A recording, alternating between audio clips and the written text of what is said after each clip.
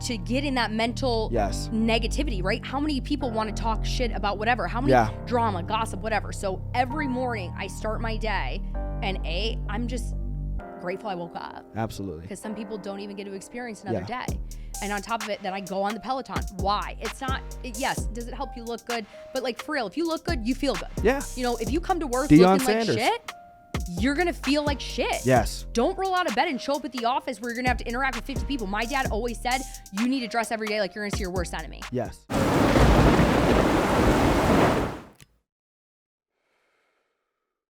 Yeah. Adversity Kings, we got another episode rocking. We've got Sophia. How do we do the last name? Oleary. Oleary. Yeah. That's so easy. Yeah. Irish. Absolutely Irish.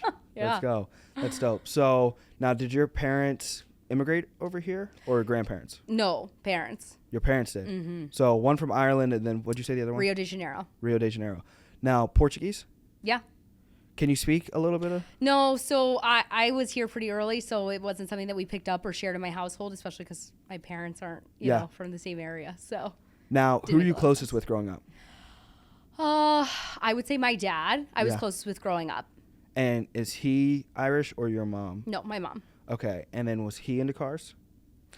So my dad has always had a love for cars, but my early childhood friend growing up, his dad was a master mechanic. So he would always have outside clients that would come to his house. Yeah. And like, so when we would hang out, we'd like play around. I just remember like falling in love with them and like being like, hey, can you teach me about this? Did you grow up around this area? Kind of. So I grew up like really, really far north on the border of Wisconsin and Illinois. Okay. So I went from like Lindenhurst to Waukegan, which is little ghetto. So I kind of bounced around, but that's where I spent most of my time. And would you say like the diversification and growing up kind of like helped you have really good people skills, like knowing how to communicate with different styles of people? I think not only that, but like my parents split up early on. Yeah. So I was kind of forced to take on more of a adult role as a child. Yeah. You know, because I had to help my mom pay rent at 15. Like, yeah. You know, I watched her struggle. My dad wasn't in the picture for a little bit. Like, nothing against him. Like, I mean, going through a divorce probably sucks, and you probably don't want to be around that other individual.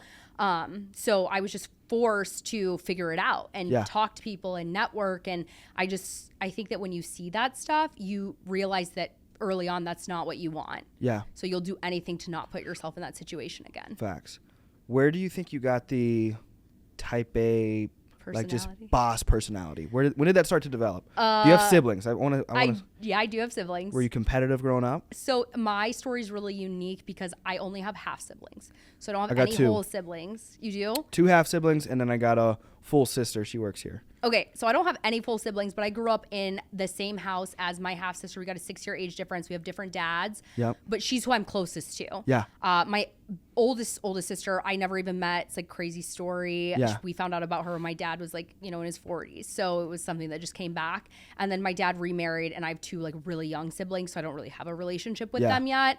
But we weren't competitive because my sister and I had 6 years apart. So I kind of like looked up to her, wanted to hang out with her, and I was the annoying little sister. Yeah. But it comes from my dad just being so alpha and so a personality, because like, I'll tell you a story. This is really funny. This is a story I always give. I've got 2. When I was in 2nd grade, I was in the spelling bee, and I was going up against everybody up until 6th grade because I was in elementary school.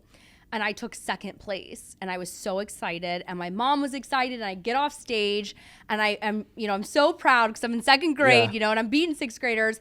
And my dad goes, wipe that smirk off your face. He goes, do you know what 2nd place means? And I was like, yeah, that I almost won. Yeah. And he goes, no, it means you're the first loser on stage that everybody recognizes as not being good enough. Yeah. And I said, oh, I'm 8. So like, I'm going to lose it. I'm going to cry. And my dad goes, don't cry. Oh, yeah. Girls and women, you don't cry. It makes you weak. Yeah. He goes, if you want to cry, you save it for the shower. You save it for your pillow at night where nobody can hear you. Yeah. And, that just stuck with me. Yeah. And then, watching my mom kind of struggle, go through a hard time. My sister was still kind of around. She wasn't big enough to like be out of the house yet. And I think I was also maybe like 8 or 9 years old. My sister tells this story. And my sister goes, there was just one time where you looked at me and mom and you said, I will never be like you guys. I will never be a loser. I will never attract a loser. Yeah. I will never be financially struggling. I will never be like you guys. Yeah. And my sister goes, my little sister always knew what she wanted to be. She always knew what she was going to do. And like, I wish I had that drive. And I just think everybody has that grit, right? Everybody's got a story. Everybody's got, you know, something sad, but like no one cares. And you said that to your mom and sister? Yeah. Did they cry? Because I remember doing things like that. Yeah. And they like, I probably said it a lot meaner. You know what I mean? Because I was angry. Yeah. Both my parents were in jail. My mom got out broke. You know what I mean? We grew up in the ghetto, house shot up, and different things. Start hustling at 14, 15 years old. And you get made fun of, and like kids look at you different. I look back now, and it's like my mom's my world. I call her every night, give her some money, you know, things like that, and just take care of her, just love her. Yeah. You know, but I look back because I think of like, man, I was so angry at the getting different stories. Growing up in a split home, I almost have like two memories. Like one my dad told me, one my mom told me, and then it's like, then you get older and you're like, oh, that's actually what I think happened, what I kind of recall. Because there's three sides to every story, and unfortunately most adults aren't emotionally mature enough to realize that they're inflicting those wounds on their children. Yeah. And they're just kind of using you as a pawn between the other person because they're both hurt. Yeah, absolutely. So I learned that, you know, and you're better than I am. I don't have a good relationship with either of my parents because I felt that they were both toxic and they were people that were going to bring me down. And but that's key too, because I try to tell people is I bring a lot of young people into, you know, running a sales company. That's so do I. My best candidate. So it's like, but I try to tell them, I was like, sometimes I don't like to say the worst, but sometimes like the most negative people are the ones closest to you. Yeah. And that's mommy, daddy, and brother and sister telling you this isn't working or do this. And hey, I know you're working hard, but just, you know, come over here real quick. Let's hang out. Let's have some drinks. It's like, in your first few years, it's like you really have no opportunity to sacrifice for like fun time. Like your sacrifice needs to be building your business, building what it is you want to be building. Yeah. And people don't understand that. It's not that, you know, because when you're younger, it gets really awkward because people want to know about your relationship with your parents. And I used to feel really uncomfortable talking about it. Yeah. But it's exactly like sometimes the people closest to you are the ones that bring you down. Yeah. They're the people that you don't need to be around. You know, they say, and I'm not saying anything that anybody hasn't heard, like, if you're around 4 losers, you're the 5th. Absolutely. And whether that's your family, at the end of the day, everyone is selfish. Yeah. People want to be successful. They want certain things. They want a certain life. It's the keeping up with the Jones effect that everybody's going on flex culture right now, right? Yeah. But you can't do it for other people. You got to do it for you, but you got to recognize those people aren't good for my surrounding. They're not good for my ultimate level of success. I you know, bringing young women to my business. I'm a female entrepreneur. I believe in women empowerment. I want to show other women how to be successful, especially in an administration position, because they're usually, you know, underpaid, not valued. Underpaid, undervalued, not keep. I think growing up, like one thing that kind of helped me, and it's like, I'm not like soft from it. If anything, I still maintain that. My dad was the same way, just a psychopath. I'm like, you got to be number one. Mm-hmm. But then the other half of my life was my mom and my sister, and seeing my mom struggle so much. Like, I don't let nobody talk sideways to my little sister, my mom, and really just women. Like, if I see, like, I kicked a guy out of our office for calling Sarah, who was just a sales rep at the time. Yeah. It was like, no, bitch. And I was like, whoa, listen, I don't care, you know, who it is. Yeah. We don't say, like, I don't, like, where I'm from, like, I was raised in the South. Like, my dad, it doesn't matter. You know what I mean? If you swear in the wrong place or even referencing a woman, you know, like just saying that, like, you're going to get beat, dog. Like, you're going to get beat. Like, it's yes, ma'am, no, ma'am. Right. Things like that. And you don't got to do that wherever you're from. But it's just, I think people don't take into consideration where it's like, yeah, you know, the world's changing. There's more equality. But, like, if you really dissect some area, like, it's not. You know what I mean? People are aggressive. People, like, you got to. That's why you have to become a boss. You have to. You've got to become a boss. And as a woman, you're called a bitch. Yeah. Literally. If you're one of the, like, you got to become a boss or you're going to be labeled the other. You know what I mean? And it goes for both.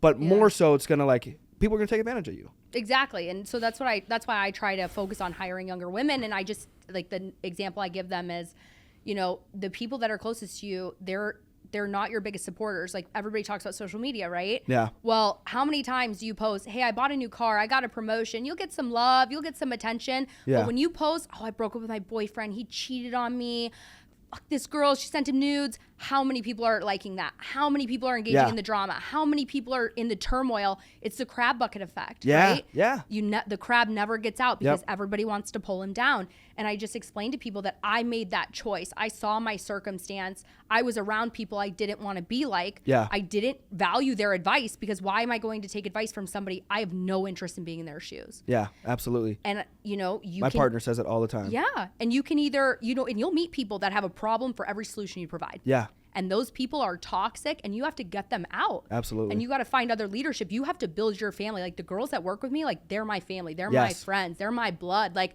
I would go to bat for them any day of the week. Yep. I'll take them over my own family. Don't get me wrong. Nobody's going to talk about my family side. But except me. Yeah. But at the same time, like I lovingly, like way better now, way better delivery. I've had to check my mom and be like, hey, look, I love you, but I'm not going to get financial advice from you because, you know, I'm in a position now where it's like I'm taking care of you, and it's way different now. Like sometimes when I first started, I'd let her look at my books, like my tag, things like that. She's like, you should do this, and I was like, I'd be a little more snappy, like, no, you know what I mean? Yeah, like, the emotional, the ego. Yeah, no, like I'm gonna handle this, and like now, like there's a lot of more growth coming in and things like that, and it's like there's a lot more respect in certain things, but it's more so an understanding of like I think it takes time, but I feel like you can keep certain people around, but there needs to be barriers of like, correct. Hey, look, I love you. We're gonna have a relationship as long as these expectations are met and these barriers aren't crossed. Yeah, I think healthy boundaries are important in a working relationship, any relationship. Yeah, any relationship. Yeah. But people struggle to make those. Yes. And people also, something I had to get over early on in my career is you can't have the expectation of people on the potential you see. Yeah. You have to love and give people the guidance at the level and expectation they have of themselves. Yeah. You can't want for someone more than they want for themselves. Absolutely. Granted, if you have somebody that talks the talk and doesn't walk the walk, well, again, you don't want that cancer spreading in your culture. I'm big on culture. Oh, it's huge. Right. So you don't want the person that's got a problem for every solution. Yeah. You know, you got to get that out. But if it's somebody that just needs some mentorship, some guidance, you know, they need to understand that the people don't have their best interests. You know, that's somebody I'm going to invest and put my time into and help them, because I was that 20-year-old girl who was lost, who didn't have the leadership. Now, what did your teens and 20s look like? So, I mean, obviously when I was like 15, the only job I could get was at the mall. Yeah. So I worked at the fossil store and I got hired to greet people. They literally told me, okay, we're going to hire you because you're like a cute girl and there's a military base over here, like straight up. So totally inappropriate. Yeah. Could have sued. No, I'm just absolutely. kidding. But so I took that job, you know, worked retail, helped my mom pay rent. Our apartment was like, you know, $900 a month, shitty apartment. Right. And all the kids at school used to make fun of me and tell me I was poor. And you know, my dad lived in a really nice neighborhood, drove a really nice car, but people don't see that stuff. And then I got into the bar and hospitality industry, right? Because it's like you want tips, you're in sales in a different way, and but really dramatic environment. So I, you know, did everything that I could to get out of that city that I lived in. Yeah. Because people in that city, they stayed there. Small town syndrome. I keep seeing that. It's small town syndrome. Right. People get fascinated with their little city. Yeah. Or they want to go back to it. And I'm like, why? Like, what? But I feel again, it's an insecurity or something inside. Like a void. Yeah. They peak and they just think that those are the best moments of their life. So they want to continue to live through that. They want to go back to it. Yeah. Yeah. And they're complacent and they would rather bitch about the job they hate. How many people do you know hate their job, hate what they're paid, hate their significant other, but they do nothing about it? Yeah. Like you're the definition of insanity. Like, yes. So I just tell people like, hey, either change it or shut the fuck up. Yeah. Stop bitching about the same stuff. Yep. Because you are the only person that can change your circumstance. Yeah. And I knew like in my teens, I didn't want to be there anymore. So when I had the first opportunity to move out, I did. I pursued modeling and acting and stuff, and I'm short. So, I mean, that was short-lived, right? Just a lot of catalog work. I actually did really well with voiceovers because I could pick up accents quick. Yeah. So I did that for a while, got back into the bar industry. You know, everybody loves Chicago nightlife. So it was like easy to get into, easy money. Went to school, got my degree, worked the whole time, ended up getting into real estate. You know, loved that because Where'd you go to school and get the degree? I just went online. Okay. So I got my degree while I worked full time. Yeah, because I wasn't gonna. I didn't feel comfortable. I don't believe in the education system. So yeah. I know some people I didn't go. Probably come for me, but I just didn't want to put myself in that mountain of debt. And I could get the same degree online and go to the college twice a week. Yeah. So why wouldn't I have pursued that? You know what I mean? Like, it just made more sense to me. So I did that so I could continuously work because I was trying to be financially independent on my own. Yeah. And I didn't want to move back in with my parents. And I didn't want to live in their basement. I didn't want to rely on them, right? So as soon as I got my degree, I went into hospitality management, and then I just realized I didn't like it. It wasn't for me. I didn't want to be in the restaurant culture anymore. I thought it'd be better if you were in management. It's not. Yeah. Those people are toxic. You've got 30, 40, 50-year-old people serving in the bar. And I just saw it as kind of a dead end. And then when I was working in real estate, I went back to that guy, helped him manage some properties. Unfortunately, things were done by the book, so that didn't work out. And then I was back on my ass, and I'll never forget, my stepmom drove me and said, hey, you can come live with us. Like, you can come live in the basement. You can help me watch the kids. And I remember having a moment because I think I had like $800 in my bank account. And it was like going to cover next month's rent, and that was it. Yeah. And I was like, I can't do it. Yeah. And I told her I would. And then I got out of the car and I freaked out. And I was like, I can't do it. I can't go back. I can't go back.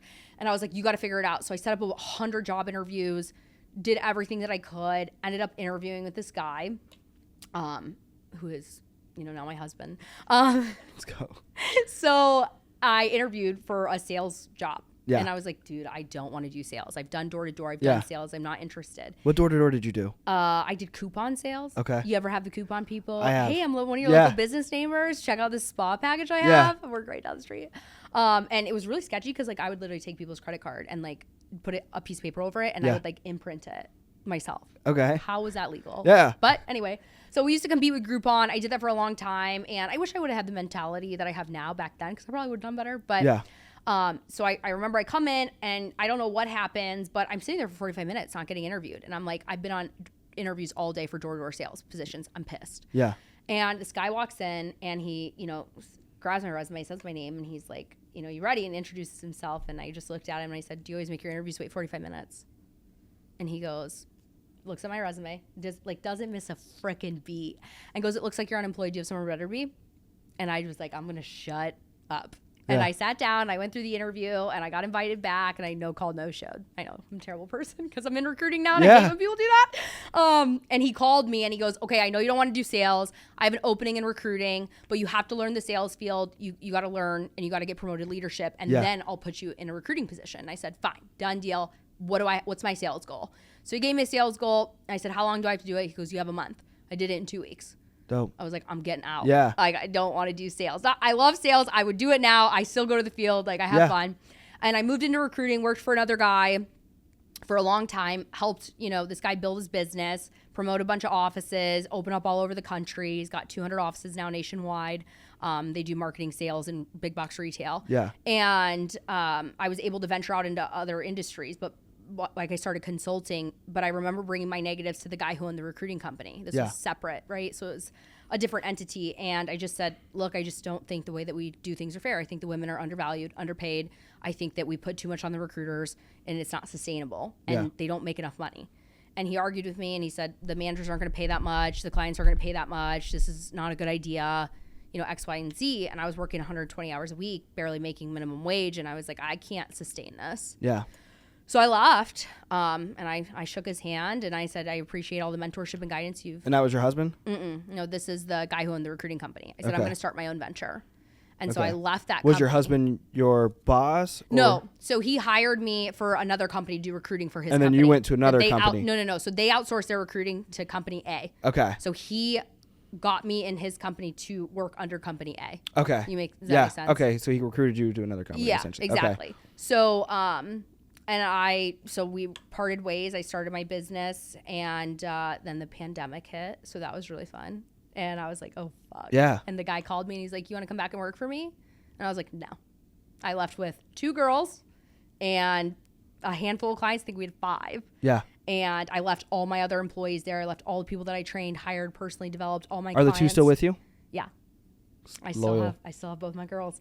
So I'm really lucky. They're amazing. Yeah. So and they said, hey, we'll follow you to the end of the earth. We know you got us. And now we have tripled in size. And we literally have like a similar, I went and opened my first office in Lincoln, Nebraska. The pandemic hit. Then I got promoted to an owner. Okay. And I took my 2 boys. Yeah. But one left, but it's okay. But I still got one. Well, technically Alexis did leave, but I got her to come back. Okay. I said, I think that you should go interview and see what the real world's like. Yeah. And she called me and she said, okay, no, I want to come back. Yeah.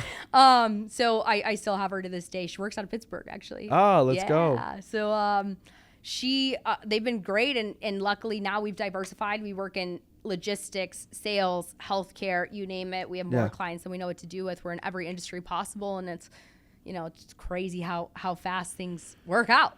Now, for the audience that is listening, for a simplified explanation of how the company works. Yeah. So I own Market Social, which is a recruiting, public relations, and social media management company, essentially. Yeah. So we have exclusive contracts with recruiting, marketing, and sales individuals in big box retail. Yes. So that's where our business started. That's where we have the 150 offices from. Yeah. So those were like our first clients. We built that from 5 offices. That was like our bread and butter. So you have 150 like brick and mortar buildings throughout the U.S. Okay. Of all people that do sales and marketing. And is that through just your company alone? No, so that's my husband's company. So we do the recruiting for them. Okay. So then we started to diversify. I got involved with solar guys, roofing guys, people who struggled with recruiting. And from there, our name just kind of spread, and we kept going from there, and we started getting into other industries that we could learn. I started hiring business development representatives, people for real estate, and I realized that, our what we're good at, you can do it in anything. Yeah. You just have to be good at recruiting. You have to understand the psychology of an applicant, what they want, because we'll get an applicant and maybe they're not a good fit for this client, but we can flip them over there to that client and still get them their dream job. So it's fulfilling 2 ways, and we've only worked on word of mouth. We've never done any advertising. How many people want to be recruiters versus sales? I mean, we literally have 2 positions. We have sales or recruiting. So I think that's a good question. I think we flip a lot of people from sales into recruiting, but the only reason is because they can't handle face-to-face rejection. Yeah. It's just a muscle that they haven't developed. And in order to be successful, you got to be 10 feet tall and bulletproof. You got to have thick skin. You got to know how to sell yourself, right? So I would say now with the pandemic and stuff, most people don't want to get into recruiting because it's so hard with unemployment and people not wanting to work, and I can work from home for $20 an hour. But the people who do want an opportunity and do want to get into recruiting and do like doing what's good by the people, I mean, we don't have any turnover. Yeah. We obtain the good people, the people that are toxic. See, the insurance industry is 8% make it after 10 years. Wow. Yeah. 8%. I don't know what the sales and marketing stats are for the guys that we work with in retail. I'd be curious to know. What do you think? 9? You think it's 9%? Shut up. She's just guessing. I would say if you're personally brought in, your first year, 50% will make it. If you're personally recruited. But if you have a personal investment. Yeah, if there's a personal investment. But if we pay like a vendor, so I get ZipRecruiter and I have them send me a bunch of whatever sets, et cetera, 5 to 10% will make it the first year. Hires through job sites, vendors, different things like that. But they're needed because not everybody's a key player. Yeah, you got to keep a pipeline. And then as you start to expand your people into leadership in our industry, not everybody's like a key player like yourself or myself, or I can go out. I can recruit somebody every day. Well, you got to think about it. We're also the top 1% of how people think. Yes. So you're never going to find that. That's why we work in the masses, right? Because we got to find that needle in the haystack. So it pays off. Absolutely. So now with recruiting back into your husband's company, what's like the name of his company then? Is it? Are we allowed to talk about that? Yeah, which one? He's got a bunch, but like I guess the corporate company, you'd call it the Modern Vendor. I don't know if it was like just some big well-known. Oh, if you mean the company that has all the contracts, it's Smart Circle. Oh, okay, that's everybody knows what Smart Circle. Yeah, I was gonna say. I'm gonna get some hate. It is what it is. From what, competitors? Competitors, like people. I say whatever on a podcast. You're in sales. Yes. People literally will hate Smart Circle because they didn't make it, or they feel like they were bait and switched, or like it's the same thing that you're going to deal with, right? Yeah. So whatever. I like Smart Circle because that's where I got my start, and I learned a lot of good skills from it. Yes. So, yeah. Now, with when did you get the whips? When did the whips start coming? Oh, when did I get the cars? Yeah. I don't know, Tegan. When do you think I got the cars? 6 months to a year ago? 6, 3, and 1. Yeah. So I got the G-Wagon 2 years ago. So that was like the first car that I ever bought myself. I heard the G-Wagons are like on, I don't know, like they're hard to get right now. They are. Like honestly, every like car you could sell yours probably for more. So I did. So I flipped it to a dealership, and I was like, good. Like they owed me money. Yeah, I was gonna say like because I've talked to a few. And it was a 2017, so it didn't even have like the new body or anything. Yeah. So, but like I don't like the new body. I think it's too Jeepy, which is why I ended up wanting to get rid of it. And so then I got the Urus. Yeah. And I love it. And people don't like that car, and they're like, oh, it's I overdone. love a Urus. Yeah, and they're like, everybody has one now, and it's not exclusive and whatever. Yeah. And they're like, it's not as cool as the 2-door. It sounds the same. Yeah. It does the same thing. That's dope. I like nice. It a little. My favorite Lambo is the SVJ. Somebody has a gold one around here. It's Oil. That's his handle. At Oil. His name is Brock. Okay. I need to like get him on the Brock. pod. He's Brock's dope. well known in the car community. He drives it. I mean, I think he still has it unless he sold it. But I don't know him like directly. I know his ex-partner. Okay. But yeah. What does he do? Yeah, what's he do? I don't know. I think he's like I think he's in a bunch of stuff like crypto, restaurants, you name it. Yeah. But he's well known. What about the fighter? You said you knew a UFC fighter. How now? That's my husband's best friend. They grew up in Georgia together. Okay, I grew up in Arkansas. Yeah. So Southern boys. Southern. Yeah, absolutely. Yeah, it's different. Absolutely. It absolutely is different. Especially like the South I grew up in. It's like black South. Like you don't see like you probably never seen like a bunch of like black guys riding horses. Like it's like this like hidden land. You know what I mean? Like you go into like Little Rock, Arkansas, and I grew up on a farm. Like we raised horses and that's cool. Yeah, all types. No. But it's the diversification. So yeah. Grew up in the country, and then parents went away, and then we went to the ghetto, and then kind of last 4 or 5 years I've learned all these different types of forks you get to use at different special dinners. That's cool. I remember going to like my first nice dinner, and I was like, had to like send a picture to my mom, and was like, yo, literally, what the hell? Yeah, what do I do? I literally was like, what is this? Like, why are there so many forks? I was like, what is going on here? So what's your favorite car? I really like the Cullinan. I really do. And it's funny because I messaged this guy and I asked him where he got his car service because I order them from out of state. Yeah. I got a guy who can find like any car. He's awesome. That's dope. But I have a new car on the way. So I think Can you tell anybody? It's a Ferrari F8. What, a Tributo?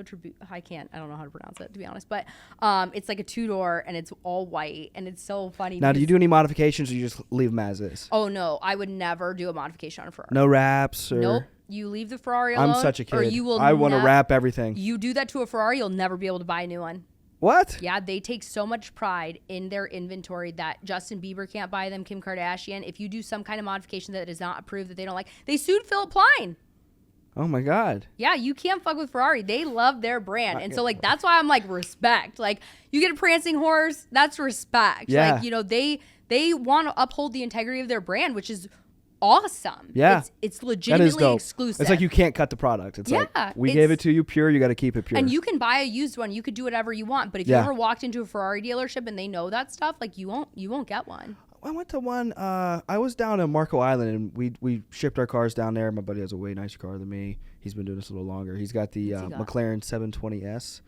Not a big McLaren. I'm not a big one either, but he put a tune on it. It's pretty fast. McLaren keychain. That's where I get my cars from. The McLaren dealership in there's North a McLaren Carolina. Dealership? Oh, okay. I don't know if there was one here. I was like, but we shipped our cars down there, and Marco Island, which was phenomenal. But we drove up like 20, 30 minutes north, and there was a huge Ferrari dealership. And I don't know if he gets cars from there, but it's Ferrari Central Florida. I don't know what it was. But we drove through the Keys too, which was really fun. Yeah. I would recommend doing that because it was like literally like 200 miles. And just you drove from one side, Marco, to Miami. Yeah. And it was the fastest I've ever gone. And I had an F-Type. And I would think got it to like 185 or something like that. But like, I don't feel like the car was like built for that because I was like shaking and I was like kind of like the car is shaking. Yeah, that's a little scary. Yeah. Whereas like and then like McLaren's like 220. Oh no, that thing's flying. Yeah, flying. Yeah, like absolutely. It's nice. Yeah, I don't know. I mean, so the cars just started happening, but again, like I said, I've been at this for 12 years. Yeah. So like, and I think it overnight success. It happened. It helped to diversify my business too. Yeah. Because people don't understand, like, recruiting can be so lucrative if you just pick up odd jobs. Like, you fill a business development representative. I mean, you're going to make anywhere from $50,000 to $100,000 depending on how much that person's going to make. Yeah. You know, that's just an example. Oh, so like recruiting, you like with your company, like you get paid in correspondence with the individual success as well? Yeah. So depending if it's like commission-based work. Yeah. Mm-hmm. So if it's 100% commission and they went out and made a mill, would there be like a contract where it's like, I need 10%? Yeah. So they cap it, of course, right? But they also have to pay upfront fees. Yeah. You know, okay. Yeah. So they cap cap it. I mean, if the person's making $1 million, good for them. But like, yeah, we wouldn't touch any of that. Plus my fees, like, again, I believe in doing what's right by people. I'm not trying to price gouge. Everybody's like, inflation, We have the most reciprocity. We have the most competitive rates in regards to any staffing company, because we're not a staffing company. I don't want to compete with you for the employee. I don't want to employ them. I don't want to recycle them. We're just a recruiting agency. We'll fill and staff the position for you and re-interview as much as you need. And then, well, do the people pay you for like a year, or? It depends. So sometimes we work contract to contract. Like we only have to fill 3 positions, and then they'll contact us if there's any turnover, they need additional expansion. And then we have open funnels that we keep for, other clients. So what about like an insurance company, like in my case, and this is just personal curiosity. It's like, I really don't have a limit of like how many people I want. Like I want like. Yeah, you have an ongoing funnel. It's the same thing as SCI. Thousands. But that's what we do. So would that still work? Yeah, for, it's like, literally the same thing. Look, I don't have a limit. Yeah, because we don't really do the recruiting for you at that point. We just open the funnel and place your ads and make sure that you get the most volume possible. Yeah. I feel like that's like the best situation. We specialize in high volume recruitment. That's what, I'm just sitting there thinking, I'm like, this is exactly what a lot of people need to be doing. Yeah, but a lot of people don't do that, and here's why. Because they don't understand how the job boards work, for one. Or two, they don't want to invest the money, and they think they're good recruiters. So it's actually funny because my dad reached out to me and was like, hey, can you help me with recruiting? And I was like, yeah, sure thing. And so I was like, Dad, do you want me to call these people and do their interview and then pass them to you and you make hiring decisions? He's like, no, just book the interview, have them come in. Or he goes, just give me the resume. Do you like people to do their interviews in person? I'm open to either. But what I explained to my dad is I said, if you're not a good interviewer, you will lose good candidates. And he's like, I'm a good interviewer. So what happened? He called the people himself. I just gave him the resumes. Yeah. Nobody showed up. Because he's not a good recruiter. Yeah. And it's not his trade. And then the person who did show up didn't take the job. Yeah. Because I was like, it also helps to have a recruiter versus a hiring manager. Yep. They're like, people like to feel that they're going upstairs, they're going up to the higher, decision maker. Yeah. If a recruiter can make the decision on the phone, what's the point of the person interviewing? Yeah, absolutely. I feel like that's one thing we could do better. Just being so young, everybody's just hiring their like frat mates or whatever the hell they're called, and there's nothing just wrong. Like, hey, come on in. And I'm cool with it. You know what I mean? It's good to personally recruit. It gives you a different competitive advantage and a good culture. But the other thing is, like, you need an active pipeline with being in sales, because there is turnover. To 10x like quickly though, like I definitely agree with the personal recruiting, but like the mass, like, you know what I mean? Getting everything. Absolutely. You think the biggest blocker? You say it's people not wanting to invest.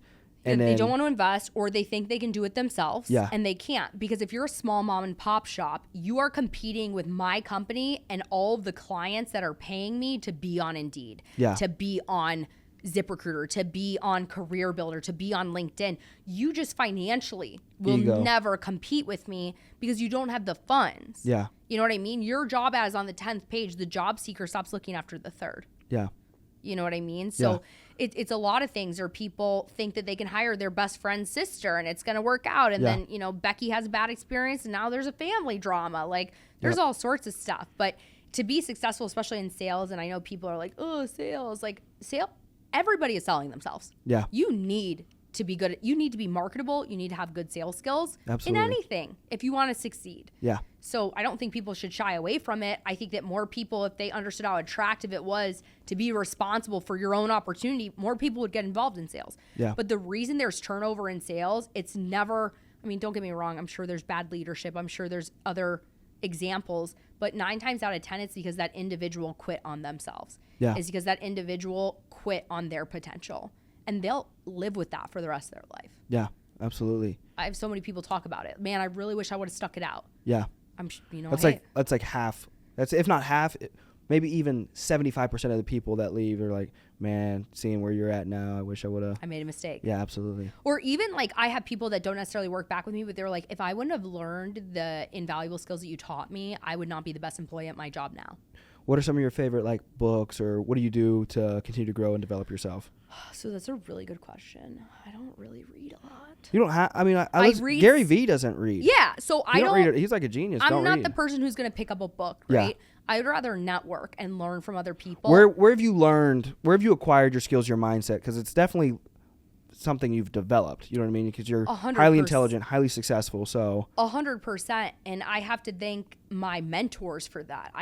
I sought out really good leadership early on. Yep. And I also stuck behind somebody that I knew was going somewhere. And then you just ask good questions. And I asked good questions, and I took the advice. A lot of people are bad at taking criticism or advice because they take it so personally. And as soon as you kill your ego, that's when you really succeed. Absolutely. As soon as I'm trying to tell people that all the time. Yeah. Your ego cannot be the forefront of your personality because you will hold yourself back light years.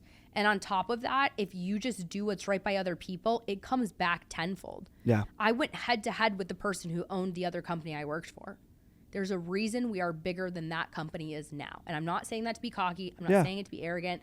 I'm not saying it because numbers don't lie. I mean, right. I'm not like the best of the best, but it's because I saw a broken system and I saw people like not just people being treated bad. And I said, I could do this exact model, but I could make it successful and I could care about my people and I could pay them more. Yeah. And it's worked. What's key to like, what do you do to like maintain mental sanity with juggling everything, running a business? Like, what do you like to do? Like, that's a great question. Cause I think a lot of people right now are talking about like mental health. Yeah. Like make sure your mental health comes first. Like don't sacrifice your mental health. And I'm probably going to get hated on for this too. Not that I don't believe there's not mental health issues because I do. For the longest time, I didn't believe it. And then I like saw some people take their lives. It's real. Like, but it's not, it's real how you make it, right? So like you talked about how you didn't sleep and you got in those car accidents, right? You're burning the stick at both ends. Your mental capabilities, you're not sharp. Yes. Right? Yes.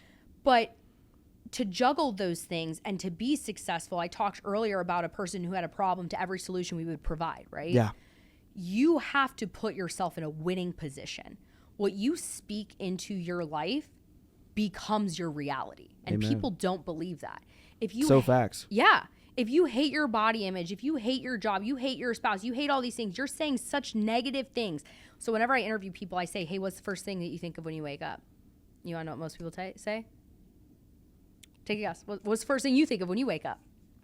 I'm excited when I wake up. Like I think the first thing I think of is just like winning. I get like I'm just an aggressive person. I want to win. I wake up, I just think about winning. You know what most people say? Like 9 times out of 10. But most people go, oh, I think about how my alarm's going off and I gotta get up. Oh, I get pissed. I'm like, if somebody's up before me. Right.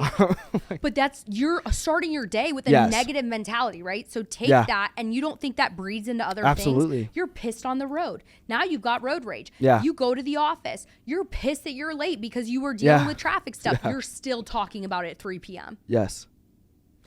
I tell people that mental health is real, but in order to be successful, you have to be 10 feet tall and bulletproof. Yes. You have to be a duck on water. Your ego can't exist in your personality. You need to do what's right by people. But business is black and white. Absolutely. Success doesn't give a shit about your feelings. Yeah. Okay. And other people don't.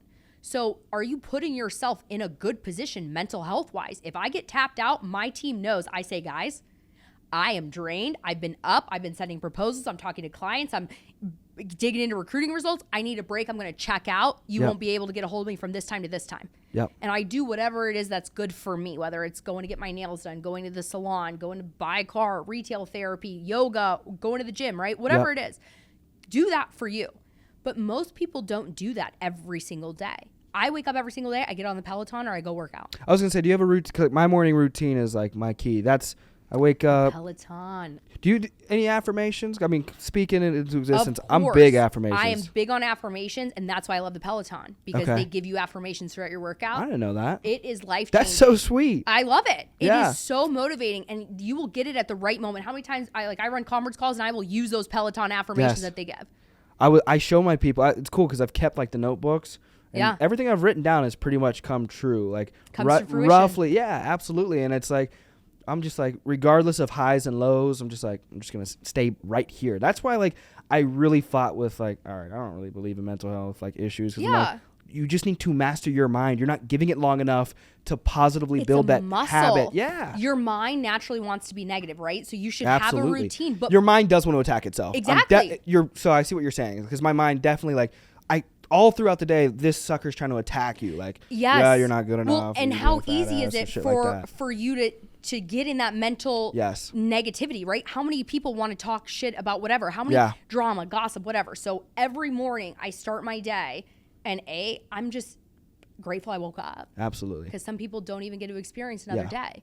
And on top of it, then I go on the Peloton. Why? It's not, yes, does it help you look good? But like for real, if you look good, you feel good. Yeah. You know, if you come to work Deion looking Sanders. like shit, you're going to feel like shit. Yes. Don't roll out of bed and show up at the office where you're going to have to interact with 50 people. My dad always said, you need to dress every day like you're going to see your worst enemy. Yes. Don't get me wrong. I still come to work in Lulus and stuff, and I'm good. But like, I work out every single day because I am able to clock out. I'm able to get that positivity into my life. I'm able to release some of that stress. There's nothing better than letting that sucker out. You know what I mean? People don't get that. Go on a walk. I'm not saying you got to go all in. If you're starting somewhere, go on a walk outside. Yeah. Get outside. Get active. It changes the game. But then on top of it, so I work out, right? I'll listen to podcasts. I'll listen to motivational. What's your podcast go to? There's an Affirmation Babe. And it's like one of my favorite things, and they hit on different things. We'll write it down and see if Sarah... Is it good for everybody, or is it more so for the geared girls? Towards women. Yeah. My other favorite podcast, and this is one of the things that I really think changed just like some of my habits, right? Because we all have bad habits. And I was like one of those people that I would... I can't think... Oh, it's called Happiness by Gretchen... I can't think of what her last name is, but she talks about the 60-second rule, and she's like, like I hate clutter all over my house and stuff, but like how many times do you just throw your jacket on the chair or you leave your shoes by the front door? If it takes you less than 60 seconds, just do it right then, right there, and never think about it again. Yeah. And following that rule changed my life. That's one of the hardest things with my culture is with all these young men is they just leave shit everywhere. Yep. Like they don't care, and I'm like, I know you're not paying for it, but like. But it's breeds. Even their shit that they pay for. I'm like, your car, I walked past your car, it looks like shit in there. You're never gonna have a sexy ass like boss ass lady in the passenger of your like hot dogs and you think she wants what, dude? She's not getting you.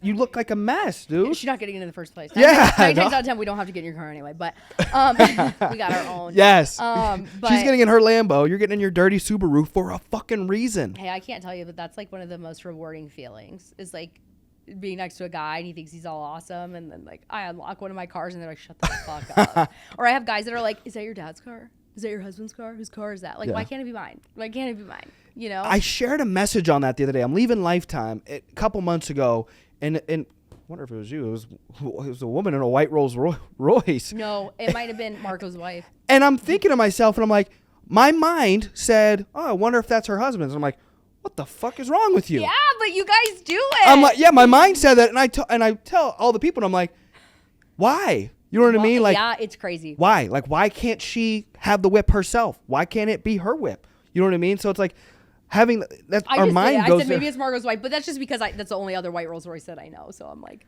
But I'm just going in on this message. So I've made it like my personal mission. So to not do that.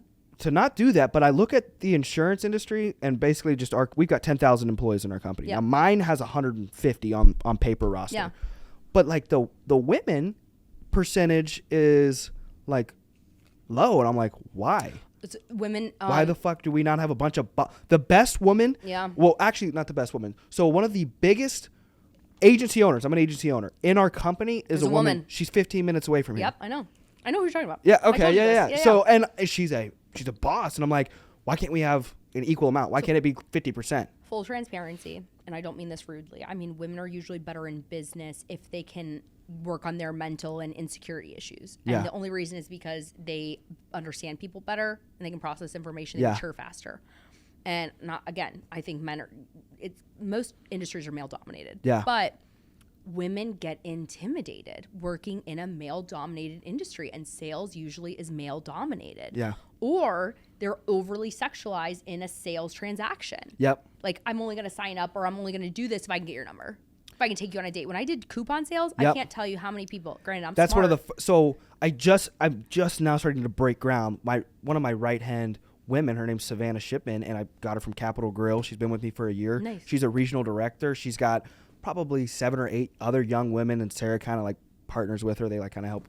She basically recruited my assistant. I recruited her. She recruited my assistant. I was like, I bust her balls about it all the time. He's recruiting our people from the restaurants, man. Right? Well, she came to me. I try not to shit where I eat because I have a wine locker there, and I'm like, oh my God. I feel so. I apologized to them. I was like, I really didn't mean to take her. Yeah, down. And I have not taken anybody else from the cap. And sometimes it happens. Yeah, sometimes it'll happen, and I'm like, I kind of like believe in like the divine appointment. If something's meant to be, divine I'm not going to be able to stop it. You know what I mean? If it's meant to be.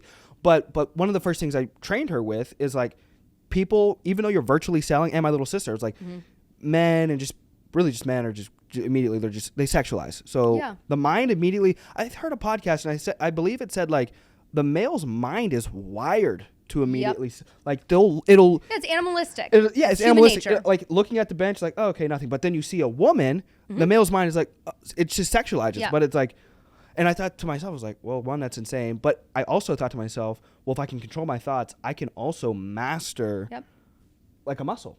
I don't have to sexualize every woman. Memory. And if anything, I think it's more, and it's actually cool because I just came up on 3 years with no porn. I always like to shout that out to kind of like rub it in. Congrats, good for you.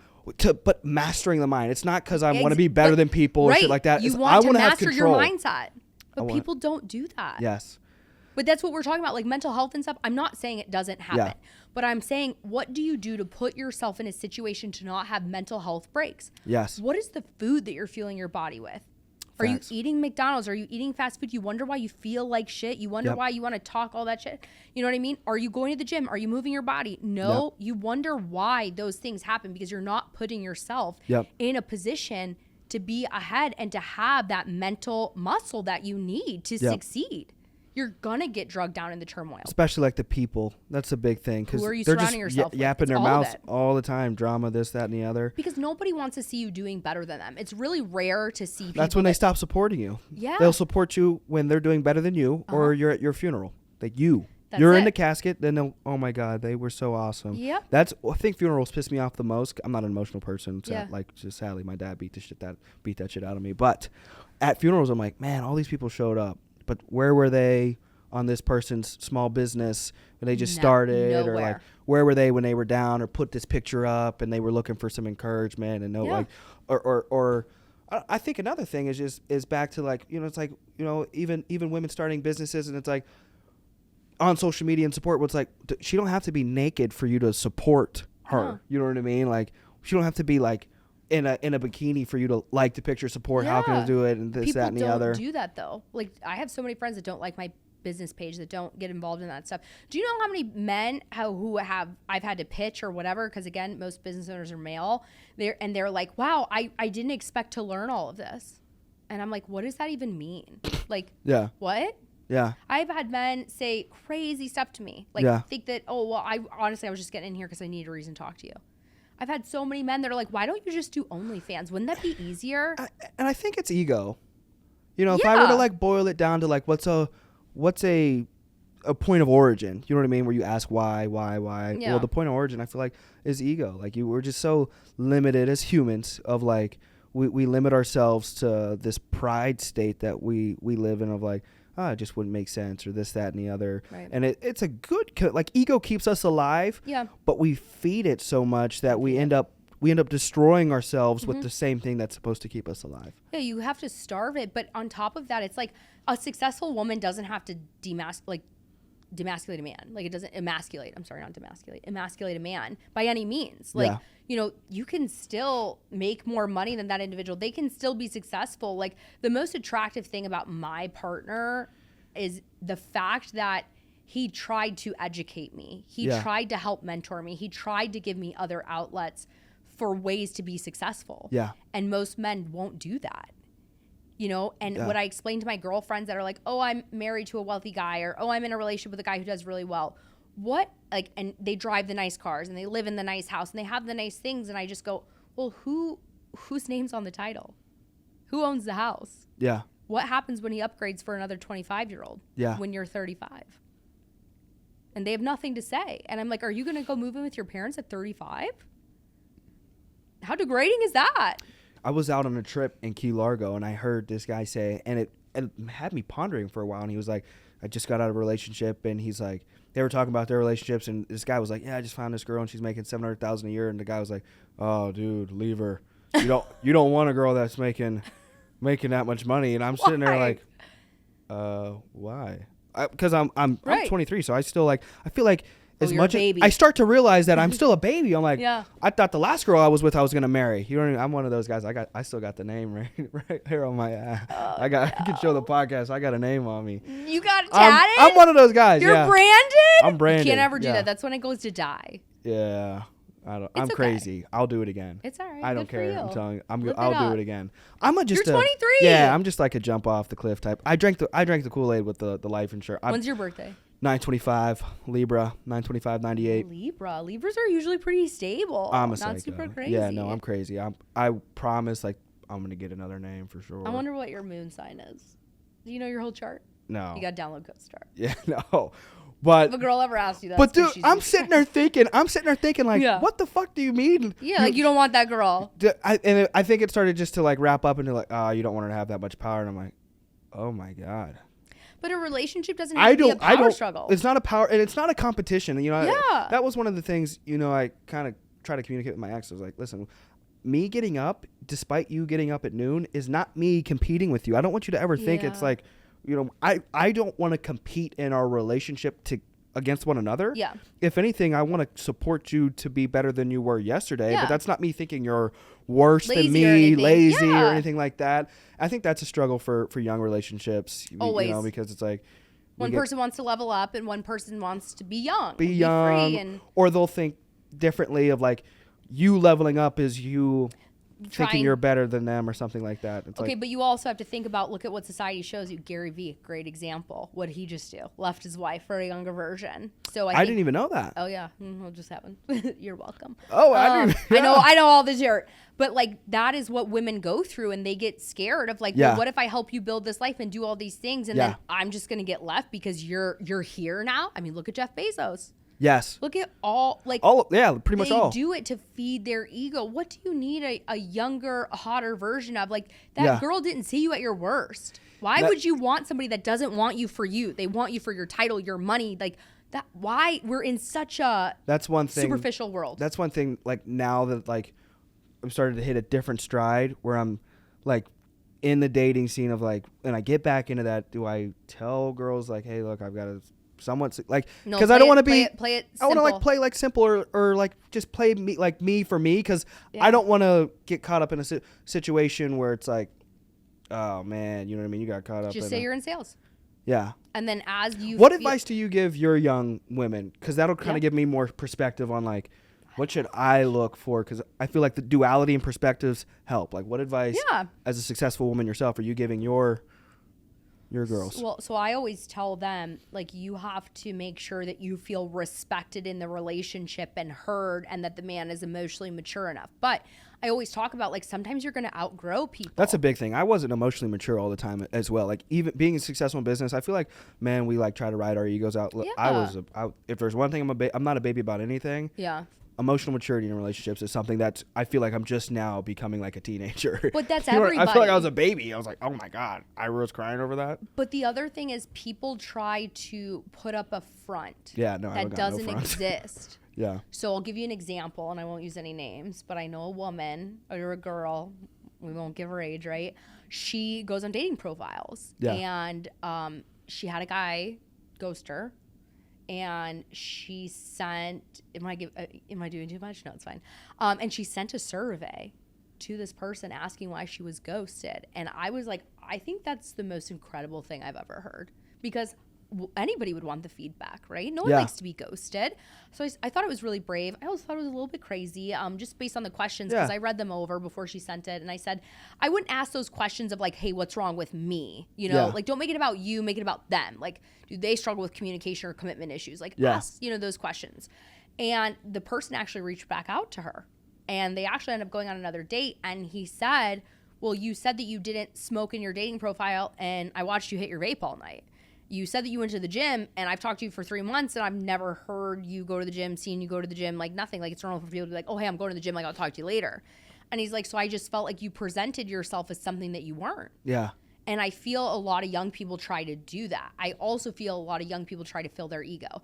Guys want to know that they can get the chick and bang her. Yeah. Because it feeds their ego. Like, oh, I can get the hot chick.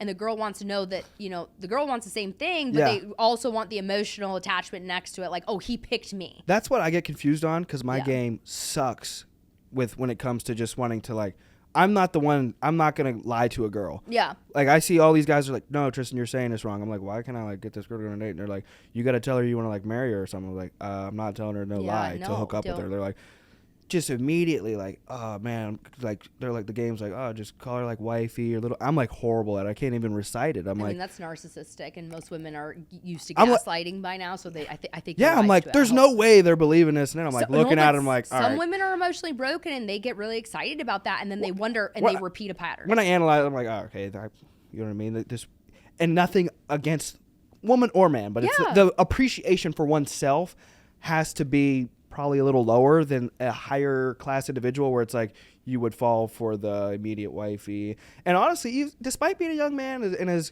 awesome as like the hookup culture and everything sounds, I feel like, again, with the mind control, you're not interested. I feel like that sounds, because I'm such a, like, I want the more in life. Yeah. Like, I want the Lamborghini where you're not just going in and they're not going to talk to you unless you have $100,000 like cash to show and shit like that. Where it's like, not the Honda dealership. Everybody can go in and just talk about Hondas or go up to McDonald's. So it's like, that's not like, I feel like I like to chase more than, like, that's real easy. You know what I mean? Like, but I like that for all aspects of life. Yeah. Like, I just started jiu-jitsu. I'm getting beat up by like kids, girls, choked out by, like, you know what I mean? And it's like, kids. Yeah, dude, like a 15-year-old, like, I got choked out by a girl a month ago or so, and it's like, it is what it is. You know what I mean? Like, she's good at her craft. I'm not going to sit there and cry and feel like I'm less of a man. It's like, but I like the idea of, like, I'm in a whole new ballpark now of, like, you got to get better. Yeah, I got to get better.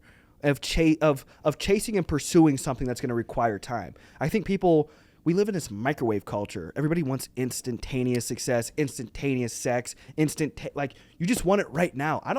I get like pissed at that. I want to go on a journey. Well, let me make it really simple, because I agree. People think everything's instant. You work for a paycheck that you're not getting until next week. Yeah. Nothing is instant. Yeah. And that certainly doesn't work in relationships. And the reason why people are so broken, so fucked up, hookup culture is in existence, because they keep repeating this same fucked up cycle. Yeah. The guy wants to get the girl so he can say, oh, I banged that girl, whatever, right? But then his ego dies again. He's got to do it all over again. He's chasing the next girl. And the girl is doing it because she's like, oh, I think he picked me. I think he really likes me. And then, okay, she hooks up with him and then doesn't hear from him again. Yeah. And it's like, you guys are doing this to each other. Actually have a conversation, get to know people, figure out if you're compatible, and have a boundary. Yeah. Like, my big thing is I straight up tell people if we do not vibe. Like, my team knows if I don't fuck with you, everyone is a light switch. If I leave the room and my light switch is down, I don't entertain things that are not for me or that lower my vibration. Yeah. But you have to have that inner confidence, that inner love, and that inner appreciation. And society does beat women down and portray images that are non-obtainable. And it is probably really hard. Yeah. But the grass is only green where you water it. No relationship is ever perfect. No. But why do you want to be Kim Kardashian, who's on her 4th or 5th marriage? Yeah. Why is that attractive to you? I don't know if people know what divorce is like, but it's not fun. You got to split up your shit. You got to pay money, especially so many people have kids with people they barely know. What are you doing? I was looking up, Nick Cannon pays $1.2 million in child support.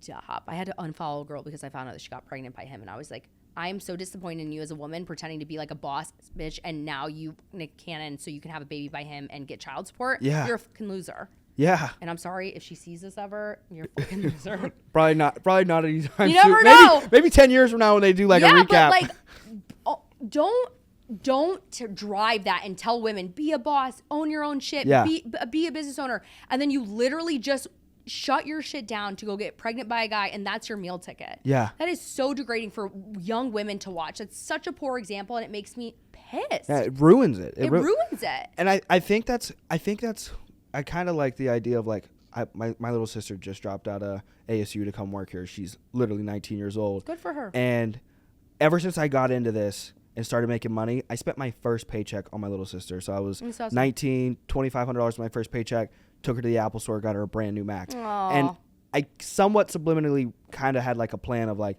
I'm going to spoil the shit out of her because I came up with like this theory of like, I would rather her have like a rich bum than a broke bum. But I figured regardless, the pool of wealthier people typically requires a better internal fortitude and stability, because I got around all these rich people and I'm like, not all rich people are assholes that are just going to like impregnate women and leave them to be, it's like 100%. The guys that I was around these guys are solid. They're reading a little bit of the Bible.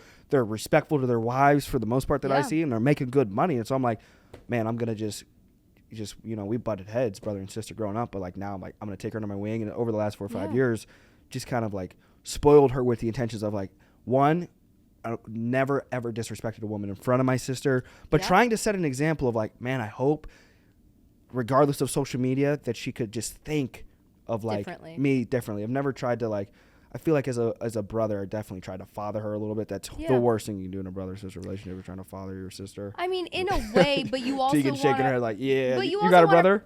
She does. Younger brother. Oh, okay. But you also want to provide her with an example of like, this is the expectation you should have to be treated. Yes. And I think that if more women got that at a seeing young your age, value as a human, just see your value. But you have to like, even my dad used to say like, man, you're going to make a really good wife for somebody one day. Yeah. Like a really good trophy wife. And I was like, ew, like what? Yeah. And then, we went to like a big conference that we had.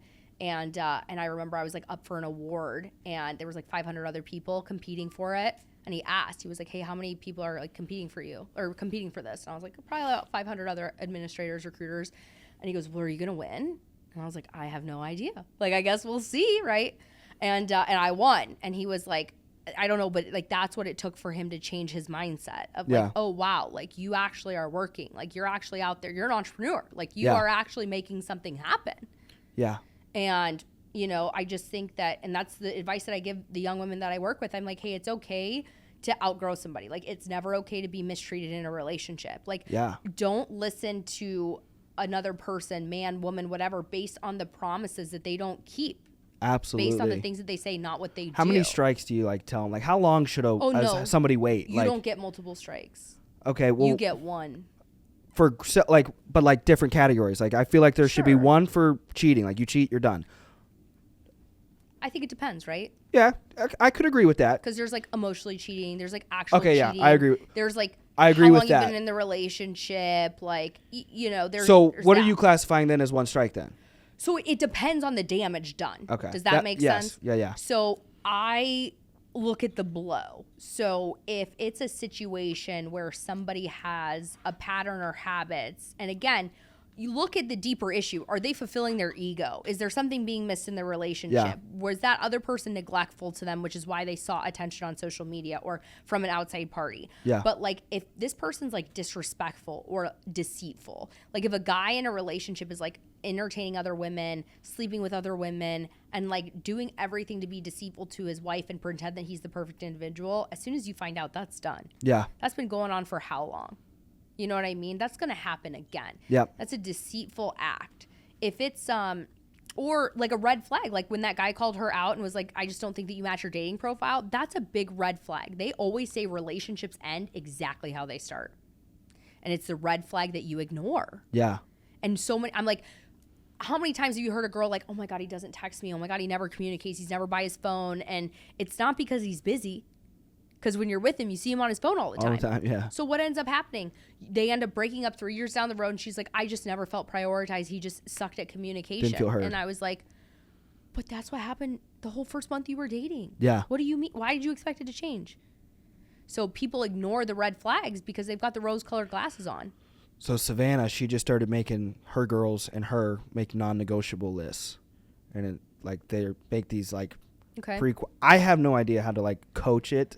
Because there's no there's no perfect formula. Yes. So you have to understand you're never going to find the perfect partner. Yeah. That doesn't exist, but you can find the perfect person for you. Yes. And that person will do whatever it is that you want them to do. Yeah. So like me personally, and you got to figure out your love language, right? Yep. Not everybody's got the same love language. Yep. Me personally, it wasn't that there was non-negotiables, but if you're a shitty communicator, I'm done. Yeah. I don't want to fuck with that. I'm an over communicator. I run a business. You're not going to tell me that you're busier than me. You know what I mean? I think that's a lame excuse. People are like, oh, I'm just busy. I can't stand that because I mean, I grossed $1 million and I can answer texts all day, all night. So I'm like, one, I need to make way more money, and two, if because apparently I'm not busy enough. Yeah, I'm not busy. Exactly. And secondly, I'm thinking like everybody that's not on this level that never answer me, like, don't ever reach out to me again. You know what I mean? Like if I had to call, like I'll get like upset about it. I'm like, if you can't communicate efficiently and like effectively, and you don't have to answer instantaneously, I will answer pretty quick. But exactly, I'm not saying you have to give that too, but like common respect. I mean, you're not going to leave somebody on red for 8 hours. Oh my God. You're not going to leave somebody on red for a day. Like I have girls who are like, I mean, he hasn't talked. Oh my God. You know who I'm okay, so this girl used to work for us. Yeah. And she was on Tinder and Bumble and you name it, right? Yeah. And she was always on dates with guys. And I mean, freaking bombshell. Like Victoria's Secret model. You know what I'm talking about, right? No. I mean, she's beautiful too. No, she got her shit together. Anyway, bombshell. Beautiful girl. I can't let any of the guys know where your guys' office is. All these beautiful girls. We only hire attractive women. No, I'm just kidding. We have guys work for us. We've got, it's whatever. But anyway, this girl specifically was such a beautiful person. Yeah. Yep.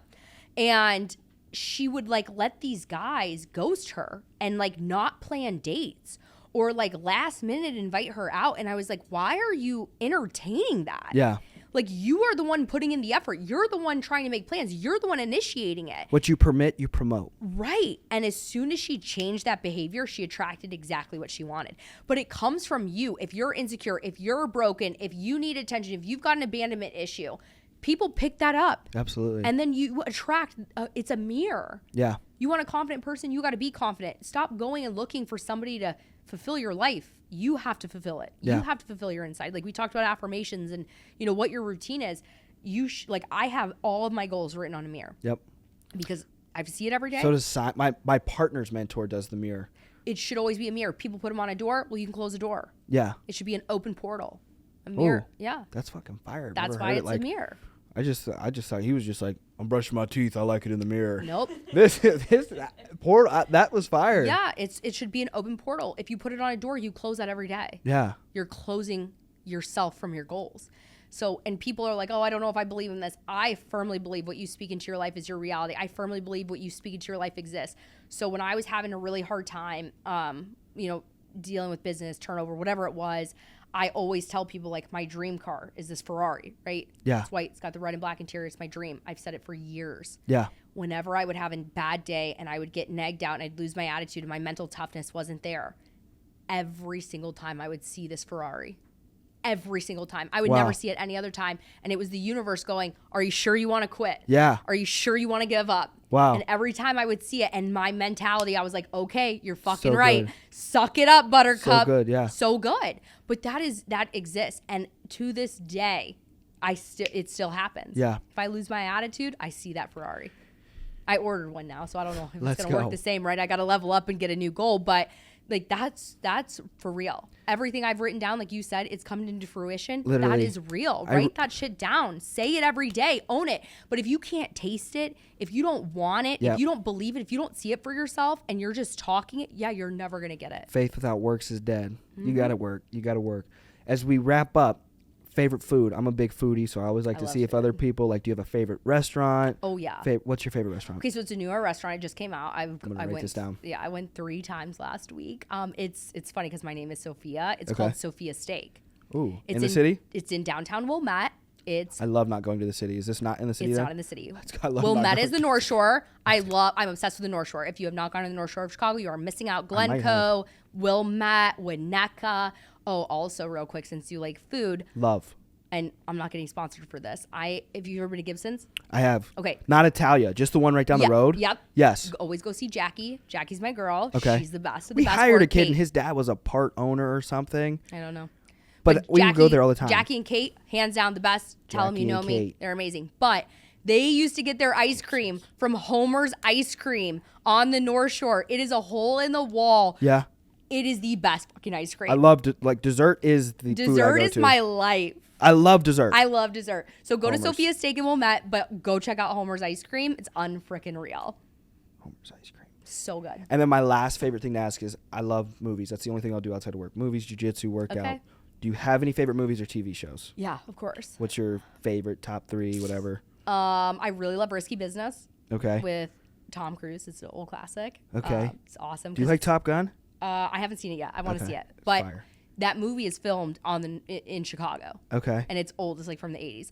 I also love Crazy Stupid Love with Ryan Gosling. I've definitely probably seen that. Such a good. My mom probably watched. So good. It's one of the best movies ever. Definitely watch it because he helps this like guy who's about to go get divorced like get his swag back. I feel like I've definitely seen that. It's good. Those are top 2. Otherwise, I like anything with like Adam Sandler and Drew Barrymore, just like some fun because I like to mentally check out. So I want to watch something stupid, something funny. You know. Really good. Otherwise, I do like the McDonald's movie too. Yeah, The Founder. I was just thinking of watching that again. It's good. Yeah, I was just thinking of watching that. It's a very interesting story, and you see how people just take opportunity right in front of them. So, and we try to preach that to our people. I think they say like average people plus an average product plus a great system equals a great company. Literally, that's what we are. Like I'm literally like I don't even think I have like a high school education. I got expelled my sophomore year. So I missed 75% of my senior year. Yeah. I still graduated. Yeah. Well, I keep my diploma. My mom did it for me though. I got police expulsion, so I had to do an online school. It was weird.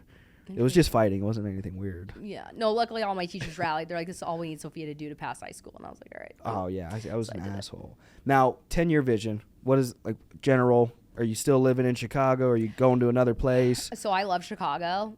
People hate on Chicago, and I get it. Like, the government sucks, inflation, pricing, right? It's not all it's cut out to be, but Chicago summers are the best. Yep. I really love the North Shore. If you can ever get in Lake Forest, Glencoe, Winnetka, I mean, it's so beautiful. It's so beautiful, and I don't like neighborhoods. I want to have space and land. Same. So, yeah, so I'll stay in Illinois, but I want a house in Florida, in Alice Beach. For the winters? Yeah. Well, just because it's the most beautiful place I've ever seen. Okay. Better than the Siesta Key? I've never been. Okay. I maybe went when I was little, but if you can ever go to Alice Beach, it is a little gem about 30 minutes away from Destin. It looks like Greece. It is one of the most exclusive, high class. Greece looks beautiful. It's unreal. It's unreal, and it's impossible to get a house there. So, oh my God, the Florida houses are nuts. It's amazing.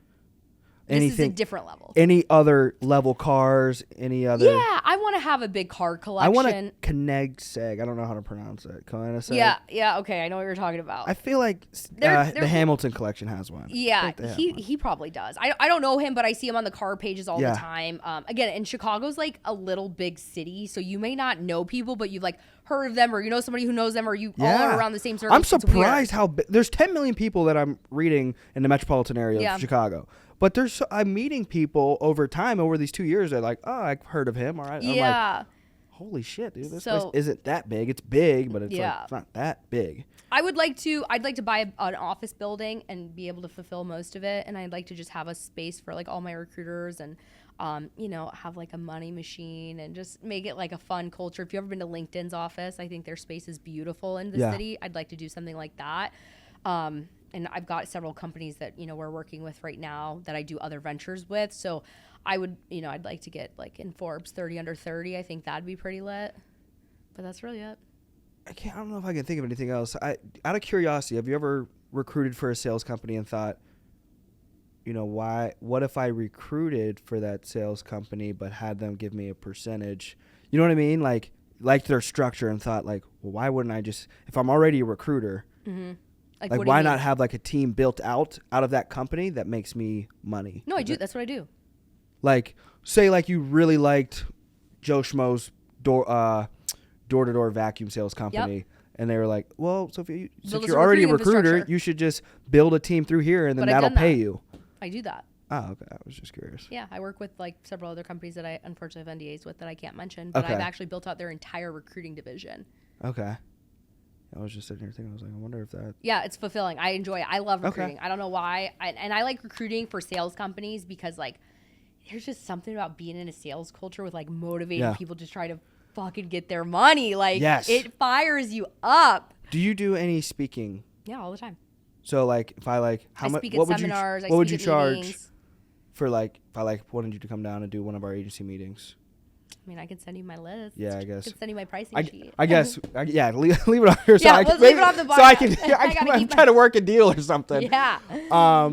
Shout out your stuff. Shout out, where can people find you? Yeah, so you can go follow the Market Social group. Is it the Market Social group? Is it the Market Social on Instagram? Wow. Yes. I'm like really terrible at knowing my own stuff. Embarrassing. Otherwise, I mean, obviously we're in the same office space, right? So you can come find me in the Lombard area. Otherwise, my Instagram is at that redhead Sophia. It's pretty easy to find. Anything else you want to shout out? Anything else you want to say? No, I just, I just love my team and love recruiting. So if anybody needs recruiting help, hit me up. We do. So. Well, let's talk. Yes. Off air. Let's go. All right, another episode. We appreciate you guys. Peace.